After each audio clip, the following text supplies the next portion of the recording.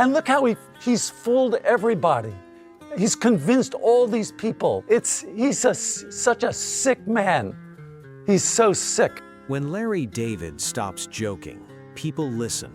Yesterday, outside a quiet office building in Santa Monica, there wasn't a trace of humor left. No smirk, no awkward laugh, no pretty good. Just a man standing on the sidewalk with tired eyes, staring down, shaking his head before saying what Hollywood avoids. You didn't click this because of gossip. You clicked because something slipped, something fell off the official story, and now Larry David has confirmed it. This isn't only about Rob Reiner being gone, it's about what led to that moment. It's about who knew, who stayed quiet, and the guilt that's been sitting with Larry ever since. He isn't haunted by a violent act itself, but by the silence that came before it. According to people close to him, Larry never planned to speak. There was no PR team, no official statement, no spin. But when he saw the story bend and lawyers reshape the narrative, when it became clear Rob Reiner might be painted as the villain, something broke. Larry snapped. With one confession, he shifted the story. There's one piece outlets keep dodging, one uncomfortable moment no one wants to mention. A dinner, a single dinner, weeks before police arrived at the Reiner home in Brentwood. A dinner, Larry says, explains everything. Once you hear what Rob Reiner said, you'll understand why Larry couldn't stay silent. I didn't see the point in him going through the rest of his life thinking that everybody he works on is helped immediately. Because it was nonsense. Something was said at that table that shifted everything, and only now is the truth beginning to surface. 3 weeks before police ever arrived at the Brentwood property, before headlines exploded, before speculation spiraled, before the word tragedy was repeated until it lost meaning, there was a dinner. Just 2 men, no assistants, no entourage, no Hollywood circle lingering nearby. Just Larry David and Rob Reiner sitting across from each other in a quiet restaurant. It was the kind of place where old friends usually talk about golf, politics, or the awkward realities of getting older. But that night, none of that happened. According to Larry, Rob wasn't himself at all. Normally, Rob lights up a room, loud, passionate, always engaged. That night, he barely seemed present. He hardly touched his food. Something was clearly wrong. For nearly 2 hours, Larry watched his friends stare into a glass of water like he expected it to speak back. Larry didn't know how to approach it. He tried joking, easing the tension, hoping for a laugh. He assumed it had to be health-related, cholesterol, blood pressure, the usual worries that come with age. But it wasn't that. When Larry finally pressed a little, Rob didn't mention doctors or stress. He talked about fear. Not vague anxiety, not work pressure. Real fear. Fear tied to his own home. Rob leaned forward, lowered his voice, barely over a whisper, and said something that sent a chill through Larry. He said he didn't know who was living in his house anymore. That single sentence changed everything. Larry admitted he tried to laugh it off. He cracked a joke about kids never really moving out, always hanging around. But that's when the moment shifted. Rob reached across the table and grabbed Larry's arm, not aggressively, but desperately. Larry says that detail matters because Rob wasn't the kind of man who grabbed people. He was calm, measured, led with reason. But that night, something inside him was shaking. Rob's grip tightened. In a low, unsteady voice, right there in the middle of a quiet restaurant, he said he was being looked at like prey, not a parent. Larry froze. The smile vanished instantly. This wasn't exaggeration or paranoia. It wasn't a wild story. It was pain. It was someone finally cracking after holding too much in for too long. Later, Larry said something shifted inside him at that moment, like an internal alarm. Rob was trusting him with something fragile, something dangerous to even acknowledge, and Larry had no idea what to do with what he just heard. He didn't call anyone, he didn't ask more questions, he didn't push. He just went home, telling himself it wasn't as serious as it sounded. Oh, I mean, you can't go a day without thinking about what he's done. That's the part that still eats at him, because that dinner wasn't just a bad night or a moment to vent. It was a warning, a desperate one that, looking back, feels like it had been screaming the whole time. Larry says he stayed silent because he believed he didn't have enough proof. That's the story he told himself for years. It made things easier. Easier to sleep. Easier to stay out of the storm. Easier to keep doing what he's always done best. Avoiding conflict, avoiding chaos, avoiding pain. But now he's saying something very different, and it changes everything. Now, Larry says he sees it differently, not as one shocking moment, but as scattered pieces, small fragments that didn't make sense then, but now feel like the opening scenes of something dark. He compares it to watching the first frames of a movie that slowly turns into a nightmare once you know what to look for. There's one moment he says still replays in his mind like it happened yesterday, about 6 months ago, at a high-profile charity gala. Most people remember the red carpet, the smiles, the glamour, the polished Hollywood image. Larry wasn't out there posing for cameras. He was in a quiet green room behind the stage where no cameras were allowed. Rob was there, Michelle was there, Nick was there too.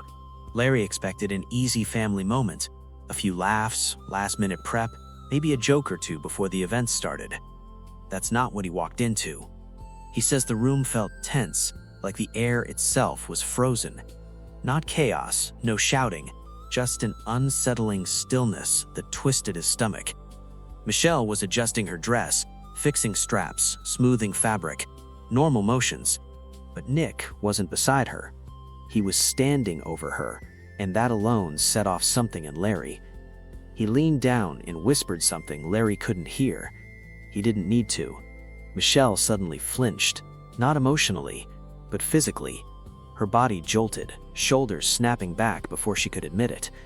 It was instinctive, like her body knew what her face couldn't admit. You know, my problem is that I was very particular. Yeah, and which is odd because I was very desperate. That's the moment Larry says everything shifted. The room stopped feeling like a backstage prep area and started feeling like something far colder. Just as the tension thickened, a photographer walked in, and instantly, Nick switched it on. That flawless Hollywood smile appeared out of nowhere, bright, warm, confident, the kind that wins people over in seconds. Larry says what he saw next chilled him. It wasn't just charm, it was performance, a perfectly timed act. Nick wasn't on a set, but he was acting in real life.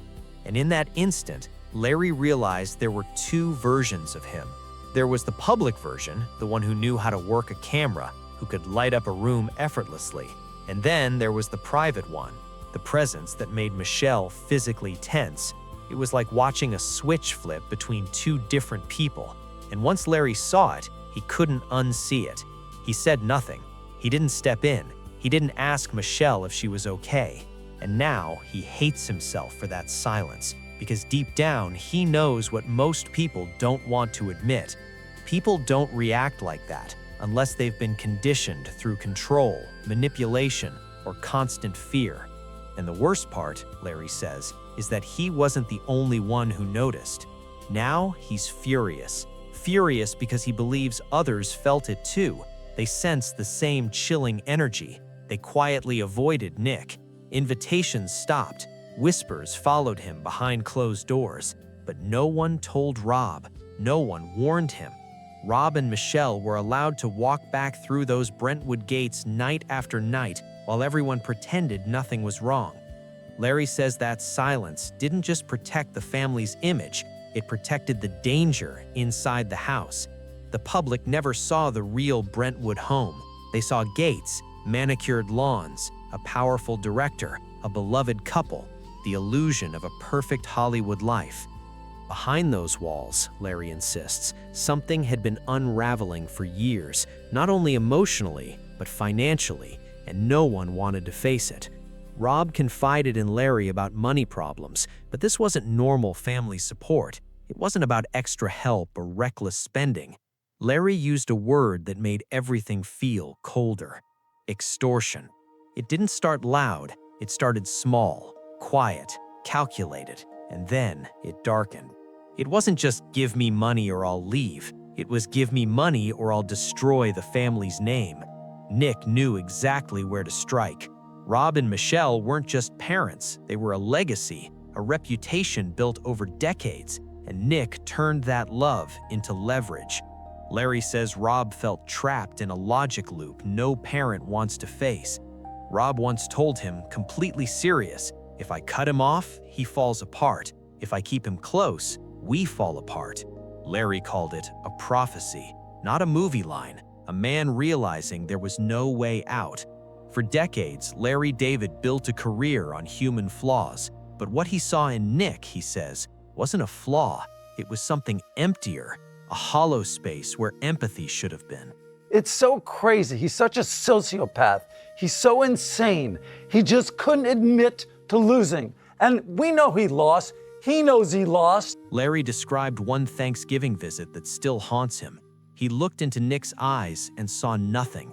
No gratitude, no regret, no warmth, just cold calculation.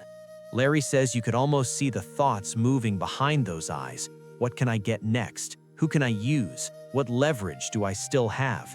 It wasn't simple greed, it was strategy. And that's when Larry shared a final detail that made everything feel unbearable. That was the moment Larry realized this was no longer just about money, it was about control. Rob had started locking his bedroom door at night. Let that sink in. A man in his late 70s, a legendary filmmaker living in a multi-million-dollar mansion, locking his door because he was afraid of his own son.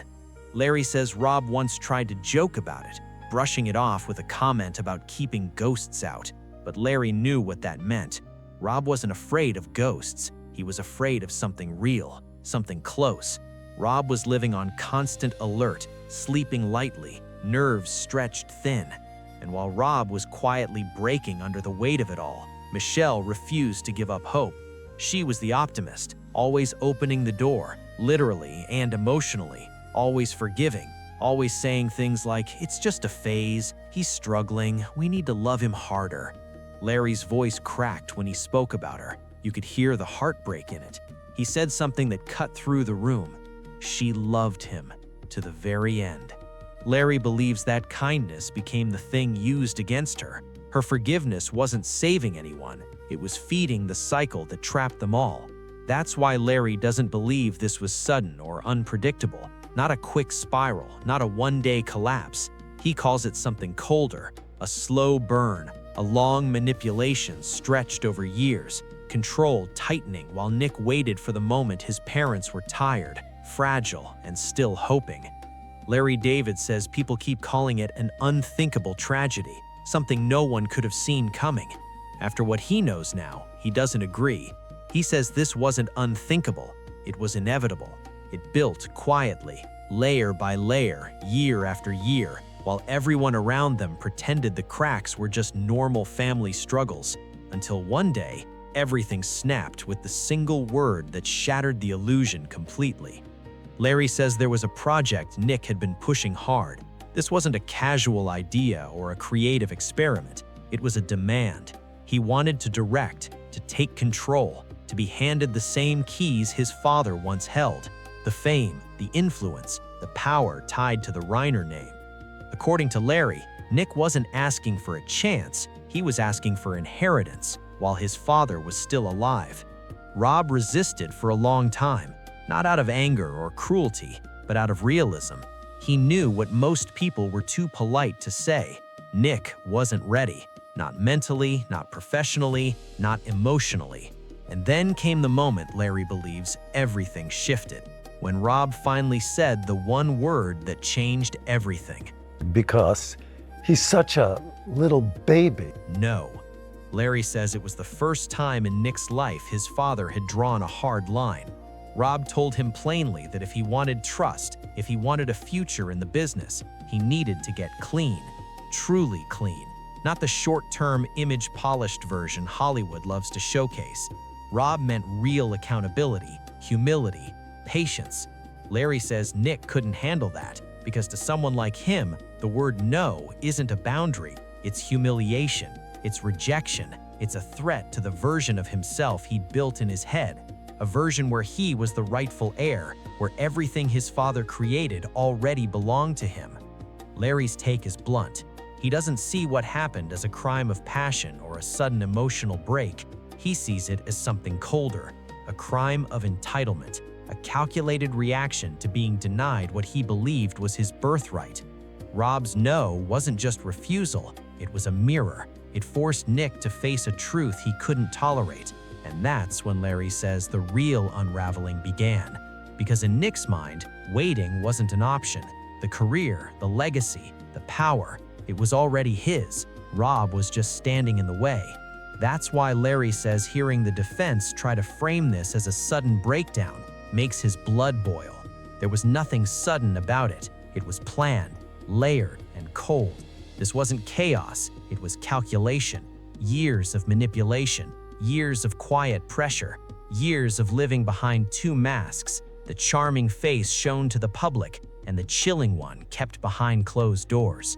Larry says the industry is already doing what it always does, trying to soften the story, reshaping it into something easier to swallow, turning it into a neat Hollywood tragedy about a troubled son, instead of facing the truth. But Larry refuses to allow that. He won't allow Rob Reiner, a man who spent a lifetime building respect and creativity, to be rewritten as the villain of his own story. Then Larry shares something that hits like a gut punch. Just 2 days before everything happened, Rob called him. Larry missed the call. It went straight to voicemail. No message, just silence. He didn't call back. He assumed it could wait until the weekend. He was tired, distracted, busy with life. Now he can't stop replaying that moment. Larry says that missed call doesn't sound empty anymore. It sounds like something else, a quiet goodbye. His voice cracked when he said it. He'll never know what Rob wanted to say, but he believes he was calling to say goodbye.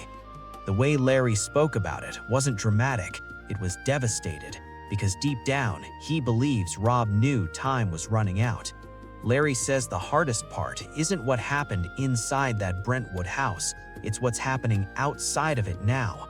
Since he spoke up, something has shifted across Hollywood, something uncomfortable, something raw.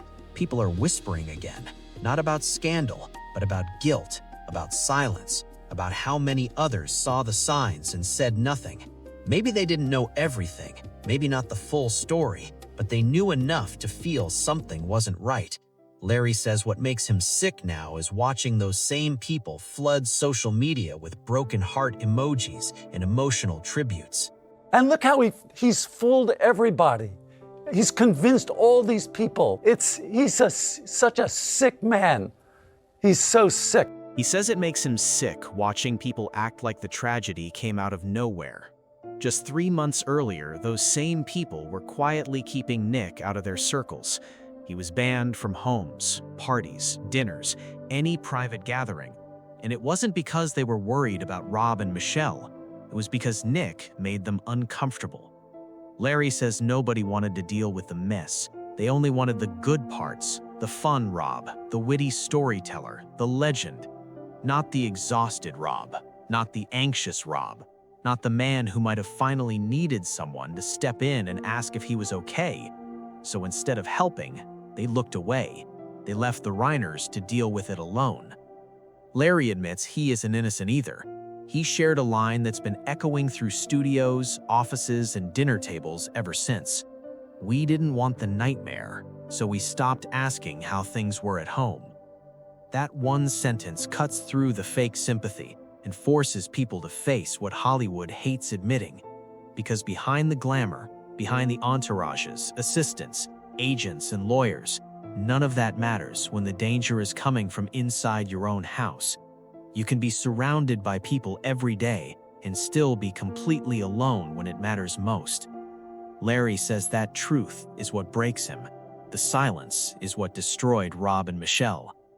Not a single violent act, but the buildup, months of looking away, years of polite excuses, moments when someone sensed something was wrong and still said, "It's not my place." Larry says Hollywood loves red carpets and condolences, but when it came time to protect one of its own, the only thing anyone protected was their comfort.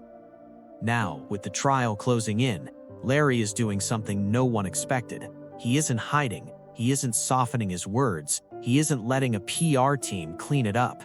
He's speaking openly, to reporters, to friends, even to strangers who stop him on the street, asking what really happened. Larry says it doesn't feel like justice, it feels like penance. Because once you see the full pattern, once you realize how many chances there were to stop it, you don't find peace, you find responsibility.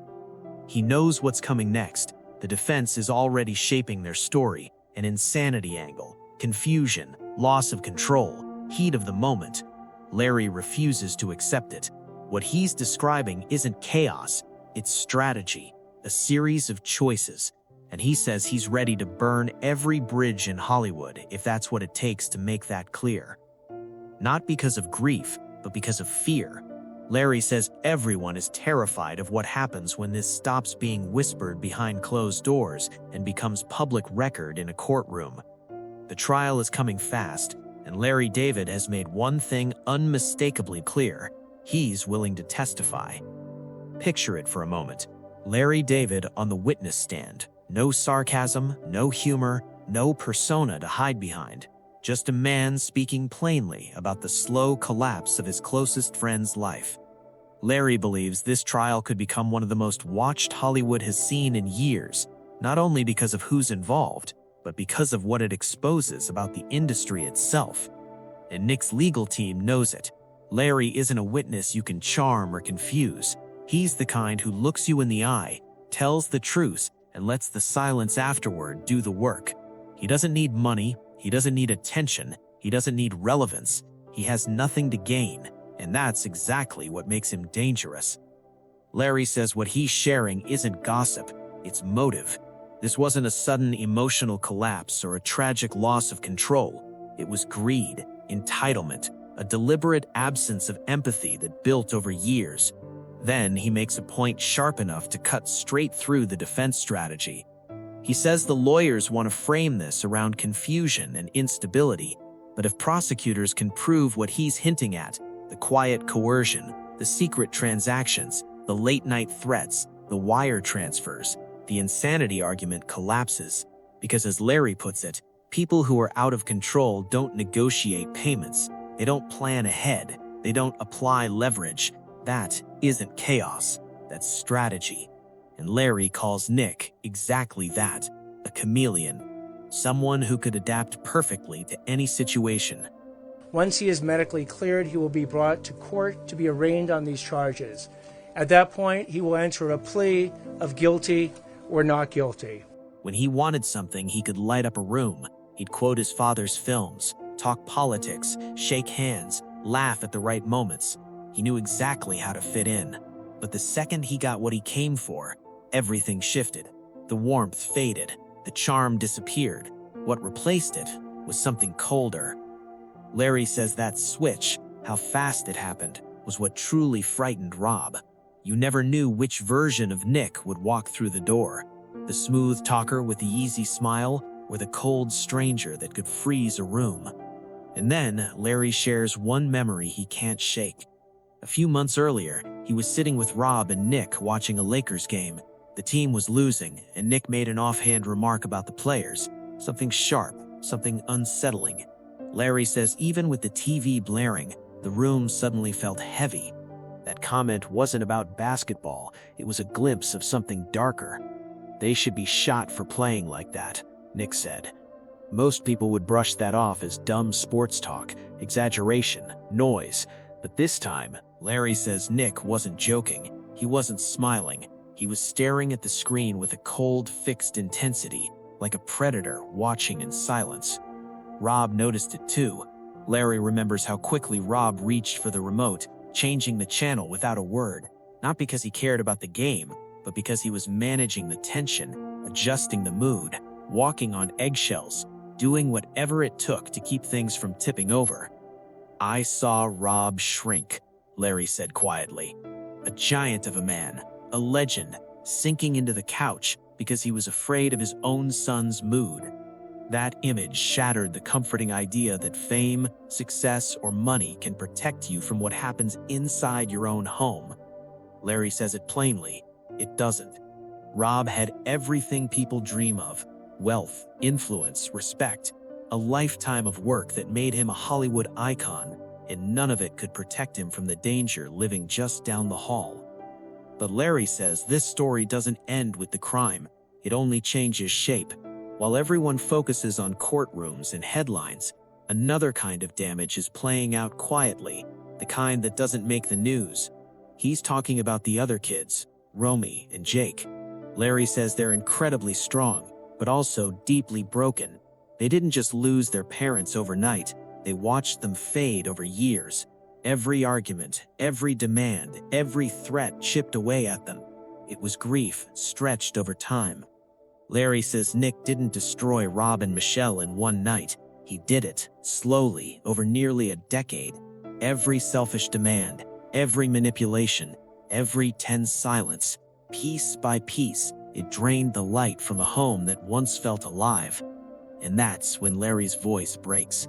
Because that, he says, is the part that hurts the most. Rob Reiner was a brilliant actor and director, an iconic force in our entertainment industry for decades. His wife, Michelle Singer Reiner, was an equally iconic photographer and producer. The truth, Larry says, is that none of this had to happen.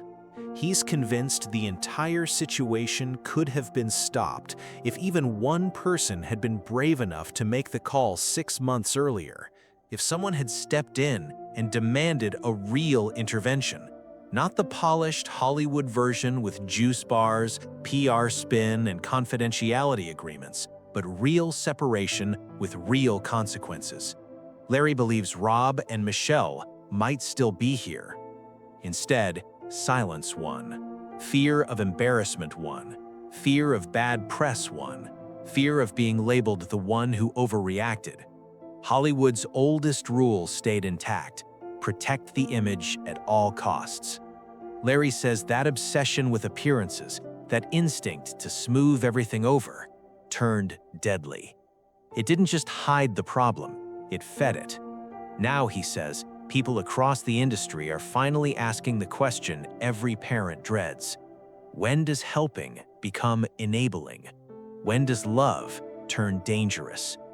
Larry doesn't pretend to have the answer, but he refuses to let people keep acting like the question doesn't exist. Because that denial, that polite silence, that decision to stay out of it is what allowed this tragedy to unfold. Then Larry describes his final visit to the Brentwood home. Police tape still stretched across the driveway. Flowers, letters, candles stacked at the gate. But Larry didn't look at the tributes. He didn't read the cards. He didn't focus on headlines. He looked at the house itself, the walls. And then he said something that cut through everyone standing there. Those walls weren't built to keep people out. They were built to keep the nightmare in. That line hit hard because it wasn't just about that house. It was about the culture that let this happen. Everyone saw the signs. Everyone stayed quiet. The nightmare remained hidden, unchallenged, uninterrupted until it was too late. But now, Larry says, something is shifting. Since he spoke out, it feels like a spell broke across the city. People are finally talking, really talking, not about fame or reputation, but about fear, silence, and the cost of pretending everything is fine when it isn't. Because in Hollywood, silence isn't just awkward, it's protection. It's the rule that keeps the system running. It's how reputations stay polished and ugly truths stay buried beneath premieres, galas, and smiling red carpet photos. Larry says the moment he finally spoke, that silence started to crack. The cracks began to show. The floodgates started to give way. Now Larry is convinced more voices are about to break through. He says it won't just be big names, it will be the people in the background, the housekeepers, the assistants, the drivers, the ones who saw the chaos up close but were never allowed to speak. Larry says the real stories are coming. The holes punched into drywall, the smashed phones, the shouting at 3 in the morning that neighbors ignored because pretending not to hear was easier. And he insists he isn't speaking up for attention or sympathy. He's doing it because he can't live with the lie anymore. He says what's happening now feels wrong on a deeper level. The way this crisis is being wrapped in glossy statements and respectful silence makes him sick. There's no clean press release, no clever spin, no controlled narrative, just raw confessions spilling out into the open. It may look like grief from the outside, but Larry says it's something else. It's penance, a desperate attempt to make things right after too many years of looking away. And he says people are missing one critical detail: the timeline. While the public assumed Rob Reiner was slowing down, maybe retiring, maybe losing interest, Larry says that wasn't true. The distracted interviews, the lack of new projects, the fading spark, it wasn't creative burnout, it was exhaustion from living inside a non-stop crisis. Rob wasn't stepping back from Hollywood. Larry says the truth is brutal. He was fighting for control of his own life. And then, Larry delivers a single line that leaves no room for comfort. Their loss is beyond tragic, and we will commit ourselves to bringing their murderer to justice. Try being funny, Larry said. Try being creative when you're scared your own son might wreck your home if you don't wire him 10 grand before noon. That's the part Larry needs people to understand. This wasn't just sadness, it was control, a constant suffocating pressure that drained every ounce of joy from Rob's life until the man everyone thought they knew was barely there at all.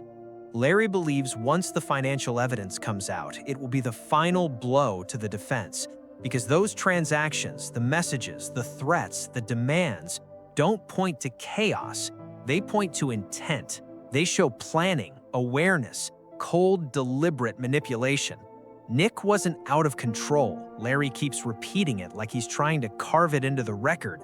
Nick was calculating, charming when it served him, cruel when it didn't, able to flip the switch in public, turn menacing in private, then act like none of it ever happened. A chameleon changing shape to fit his needs. And Larry says that mask didn't slip once, it dropped again and again. Rob saw it, Michelle saw it, the entire family felt it, but they kept trying to love it away, kept believing compassion could cure what was breaking them. Now, Larry's confession has shattered one of Hollywood's most comfortable myths, that success equals safety. He says it doesn't. Fame doesn't protect you, it just gives you higher walls to hide the pain behind. Larry calls it Shakespearean, a king and queen undone by a prince who wanted the crown too soon. And Larry, the jester, the man who built a career turning tragedy into laughter, is now the one left telling the truth. In one final image, Larry describes walking away from the Brentwood house. No cameras, no staged photos, no pretending he didn't see the flowers and letters piling up at the gate. He just turned away, carrying a weight no joke could ever lift. Because Rob did ask for help. He just asked in silence. A silence so loud no one heard it until it was far too late. And this time, Larry says, there's nothing funny about it. The silence is broken, and what's rushing in to replace it is deafening. He says breaking it wasn't the end, it was the beginning. Now every word he's spoken is rippling through Hollywood. Calls, messages, quiet meetings behind studio doors, agents panicking, producers lawyering up, old friends going dark, deleting texts, pretending they barely knew the Reiners at all. But Larry isn't backing down. They're not sad, Larry says. They're scared.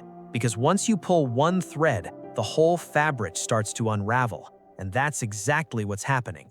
Hollywood's spotless image is beginning to fray, and what's underneath isn't pretty. According to Larry, there were people, big names, who knew about Nick's behavior years ago. They heard the rumors, they saw the tension, they witnessed the manipulation up close, but instead of stepping in, they looked away, afraid of losing access or upsetting the wrong people. Now those same faces are giving interviews filled with sympathy, acting shocked, pretending they had no idea. Larry calls it performative, the same PR cycle Hollywood always runs. He says they'll greenlight a documentary about Rob's brilliance before they ever admit how many people ignored his pain. His voice tight with disgust, he says they'll turn it into content before they turn it into accountability. Then he said something that silenced the room. The truth isn't going to stop with me, it's going to spread. Since Larry spoke out, others are finding their voices too.